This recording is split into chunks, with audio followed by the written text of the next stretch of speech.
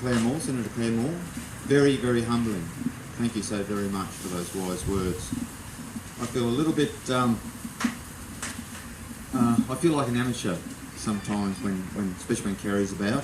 You know, I'll just put my hand up and I'm agreeing you about this, and Claire, you make me feel the same way.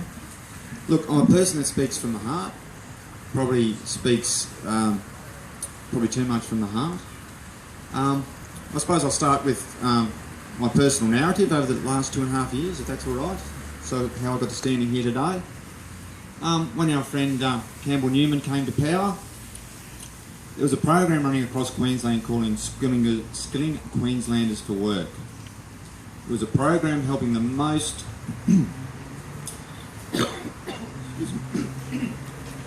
excuse me, throat still gets a bit sore. Helping the Queenslanders who need the most help. Getting long-term unemployed, back into work, back into education, overcoming whatever barriers they had, whether it's abuse, situations, mental health issues. This program across Queensland was returning, I think after 6 months, 12 months, was returning $8 for every dollar spent. Now here, who in business or anyone would like me to give them $8 for every dollar they gave me? Why would you stop a program like that? And I didn't understand. Obviously it's an ideological decision made by, the LNP. I still can't work it out, especially now. Youth unemployment in some areas up over 20%. Toowoomba it's 13.5%. There's a lot, but in those figures there's still a lot of hidden unemployment. So I can go back to those 2.5 years ago when Campbell Newman pulled my funding. Not only did my clients lose their support, the people I employed lost their jobs. And I know 3 of those have not gained employment, and 2 of those were lovely Indigenous workers I had working with me. Unfortunately, after losing my funding, and probably the stress didn't help, I was diagnosed with throat cancer. Prognosis was, Graham, things aren't really good. We'll look at looking after you till you pass away. But I proved them wrong. I fought and fought. I was curled up in bed for many a day. And it wasn't probably till 7-8 months ago that I could actually get out of bed. And one of the first things I wanted to do when I got out of bed was to take the fight up to the LNP.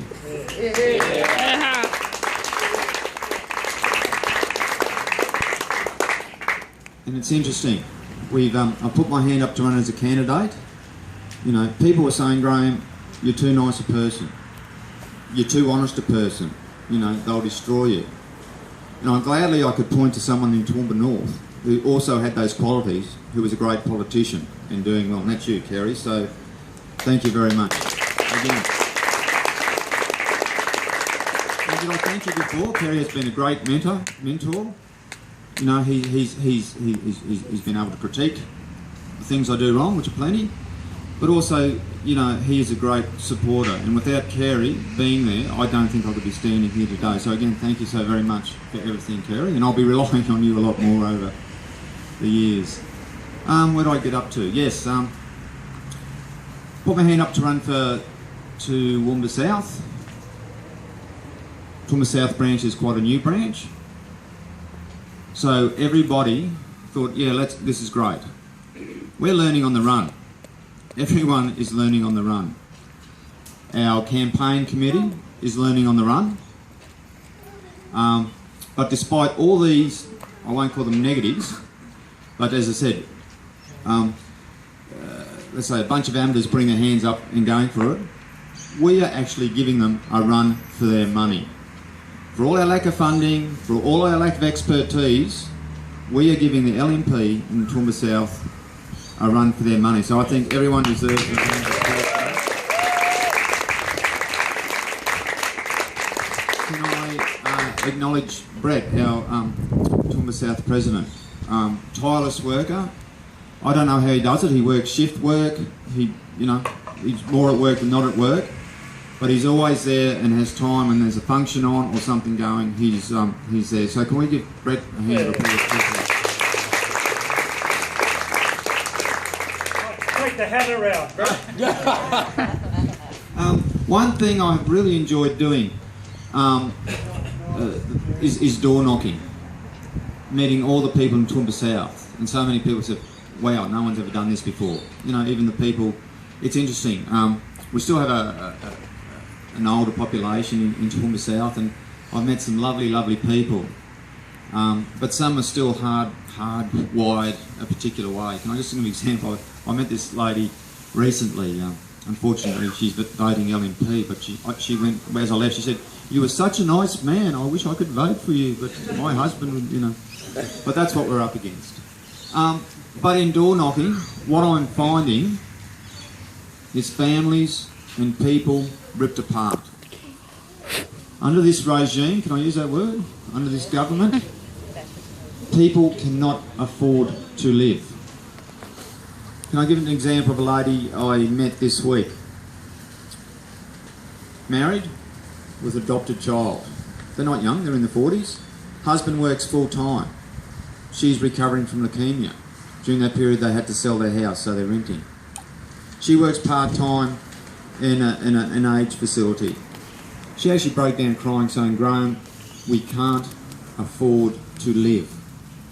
I want a life. I want a life for my child. We are going backwards. What can we do?" This is what I'm hearing time and time and time again. Governments don't make communities. I'm all about communities. But governments sure as hell can rip communities apart. And that's what they're doing to the people of this community. I went to a function with Kerry yesterday. You know, a bit out of my league. But not one person there would understand what it's like to struggle, what it's like to pay a bill. If I start crying, just forgive me. I had my own daughter. She's having, they thought she was having migraines, but luckily her head's fine. She went to my GP, lovely man. We got some x-rays of her teeth. She's been independent since 17. She's got very badly impacted wisdom teeth. She rang me up crying yesterday. "Dad, what can I do? They won't put me on a waiting list, and it's going to be 4 years before they can see me. This is not fair and it's not right. And the lies these people are telling has to be stopped. It can't go on." Look, and these are just many of thousands of stories we could tell. These people don't, you know, they sweep stuff under the carpet. They don't, you know, if you're poor, if you don't come from privilege or wealth, they don't give a damn. You know, they don't. That's why we're here. That's why I'm here. I don't want to say I'm angry. I'm glad we've got good people like Claire, got good people like Kerry.